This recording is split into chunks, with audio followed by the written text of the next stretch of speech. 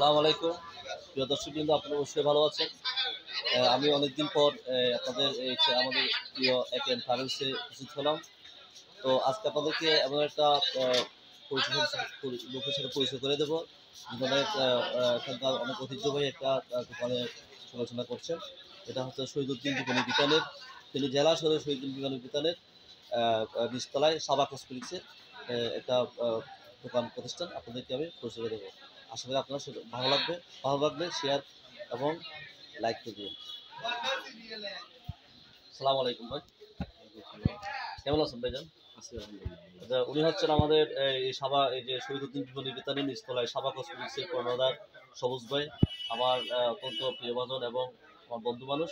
উনি আজকে ভাইয়া আপনি এই যে এটা প্রতিষ্ঠানটা কয় বছর হচ্ছে আপনি পরিচালনা করছেন? এটা 2 বছর। আমার একটা প্রতিষ্ঠান আছে, টোটাল আমি আজকে প্রায় 25 বছরের মতো ব্যবসা করতেছি, কসমেটিক্সের ব্যবসা। মাশাআল্লাহ, উনি প্রায় 25 বছর যাবৎ এই ব্যবসাটা পরিচালনা করছেন।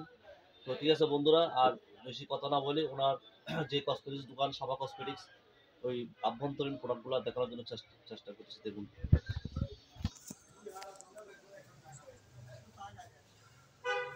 এই যে ওনার চুড়ি রয়েছে এখানে অনেক ভারী রকমের, তারপরে রয়েছে কসমেটিক্স প্রোডাক্ট রয়েছে, বিভিন্ন বিদেশি ব্র্যান্ডের প্রোডাক্ট রয়েছে। এখানে রয়েছে ফেস ওয়াশ নিউট্রিশনাল কোম্পানি থেকে শুরু করে আপনার অ্যাকনে স্কার, তারপরে আপনার রয়েছে বিভিন্ন প্রসাধনী স্যান্ড রয়েছে, তারপরে সানগ্লাস রয়েছে, ডাব, এদিকে আসে আবার ঘড়ি রয়েছে, খুব হাত ঘড়ি রয়েছে, অনেক সুন্দর এবং দেখতে খুব সুন্দর লাগতেছে।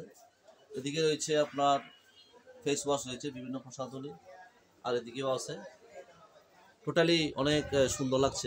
আপনাদের কেমন লাগছে অবশ্যই আমাদেরকে জানাবেন, কমেন্টে জানাবেন।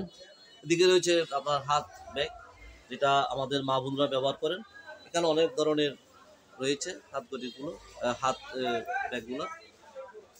আশা করি সবগুলো প্রোডাক্টে আপনাদের খুব সুন্দর লাগবে।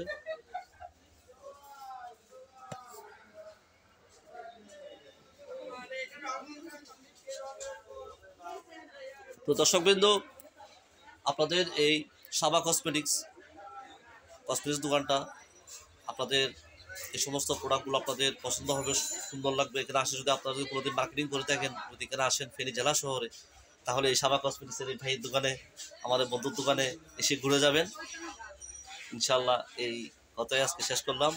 অন্যদিন অন্য জায়গায় অন্য কোনো এপিসোডে দেখা হবে। আজ এতটুকু। আসসালামু আলাইকুম ওয়া রাহমাতুল্লাহি ওয়া বারাকাতুহু।